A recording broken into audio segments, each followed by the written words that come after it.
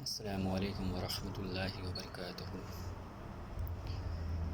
اللہم صلی وسلم وبارک علی محمد وعلی آل محمد رب اشرح لی صدری ویسر لی امری واحلل عقدۃ من لسانی یفقہوا قولی۔ معذرت چاہوں گا، میں 2-3 دن سے ویڈیو اپلوڈ نہیں کر پایا ہوں۔ دوستو، امید ہے کہ جو ہم نے پچھلے لیکچرز میں جو ہم نے خود کے لیے موٹیویشن بنائی تھی، اللہ اس کے رسول کے مطابق زندگی گزارنے کی امید ہے کہ ہم سب اس پر عمل کر رہے ہوں گے۔ دیکھیے، ہم سب سے جھوٹ بول سکتے ہیں لیکن ہم خود سے جھوٹ نہیں بول سکتے۔ اللہ سے کوئی بات نہیں چھپا سکتے، وہ ہر چیز کا جاننے والا ہے۔ ہر وہ بات جانتا ہے جو ہم زبان سے نہیں کہتے، ہمارے دل میں ہوتی ہے۔ بے شک وہ ہر چیز پر قادر ہے اور ہر چیز کا سننے والا ہے، ہر چیز کی خبر رکھنے والا ہے۔ تو اپنے آپ کو برائیوں سے بچانا ہے اور نیکی کی طرف لے کے جانا ہے۔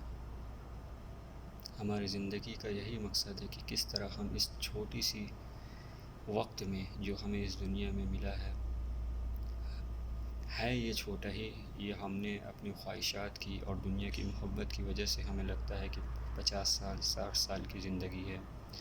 یہ تو مرنے کے بعد ہم خود اقرار کریں گے کہ ہم چند لمحہ اس دنیا میں رہے ہیں۔ تو ہمیں اس دنیا میں امتحان کے لیے بھیجا گیا ہے اور اس امتحان کی تیاری ہمیں خود کرنی ہے۔ دنیا میں جس طرح ہم کسی چیز کو حاصل کرنے کے لیے، کسی چیز میں مہارت حاصل کرنے کے لیے ہم جدوجہد کرتے ہیں، فکر کرتے ہیں، جس چیز کو حاصل کرنا چاہ رہے ہیں اس لوگوں کی صحبت میں بات کرتے ہیں، بیٹھتے ہیں، ساتھ رہتے ہیں، تب ہمیں وہ چیز حاصل ہوتی ہے۔ ہر چیز کی یہی تھیوری ہے۔ اسی طرح ہم اس چھوٹی سی اس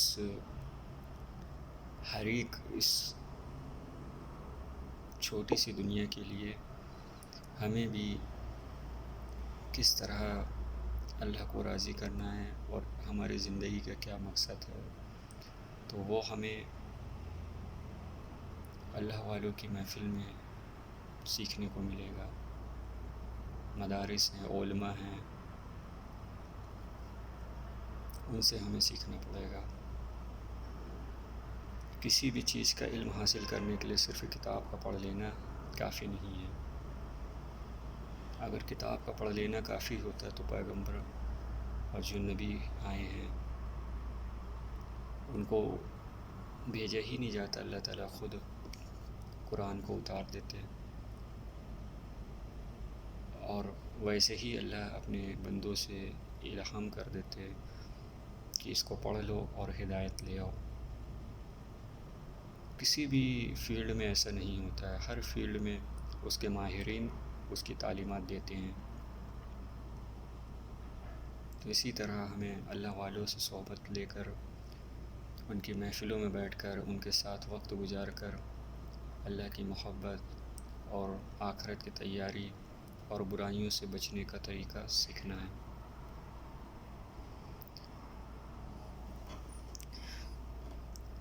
آپ صلی اللہ علیہ وسلم کی صحیح حدیث ہے کہ میرا کوئی بھی امتی ایسا باقی نہ رہے جس نے کسی ایک آیت کی تبلیغ نہ کی ہو۔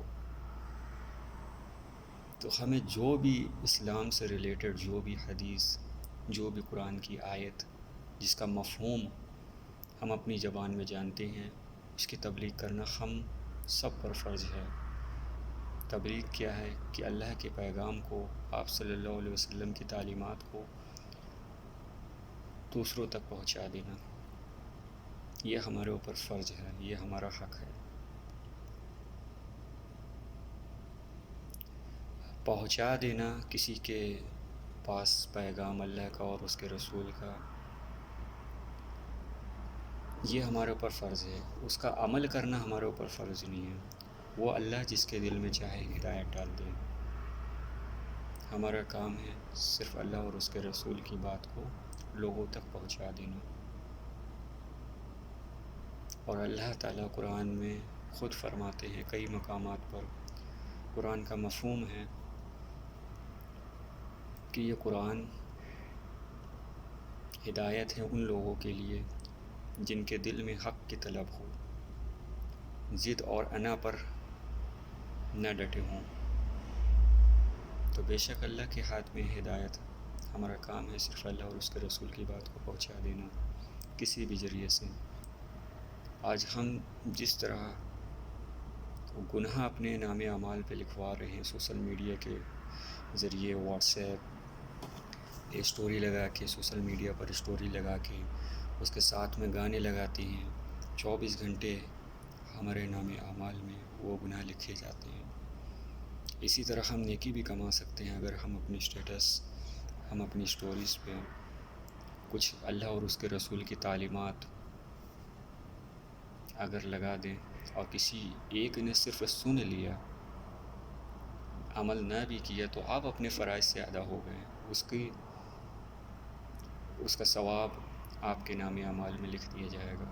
اور کسی نے اگر عمل کر لیا تو جب تک کہ وہ عمل کرتا رہے گا، فار ایگزامپل اگر آپ نے کسی اللہ کے کلام کی ایک آیت لگا دی اور اس کے مفہوم نیچے لکھا ہوا ہو، تو اس کے ذہن میں وہ بات بیٹھ گئی کہ ہمیں کسی کا حق نہیں مارنا ہے۔ اب جب اس کے سامنے اللہ تعالیٰ آزمائش کے طور پر اس کے سامنے وہ حالات پیدا کریں گے تو اس سے وہ بات یاد آ جائے گی، اور وہ اس گناہ سے اس وقت بچ گیا تو اس کا ثواب اس کو بھی ملے گا اور آپ کو بھی ملے گا۔ تو اسی طرح آج ہمارے پاس جس طرح ہم گناہوں میں، فتنوں میں الجھے ہوئے ہیں، اور اس دور میں اگر کوئی اسلام کی طرف آتا ہے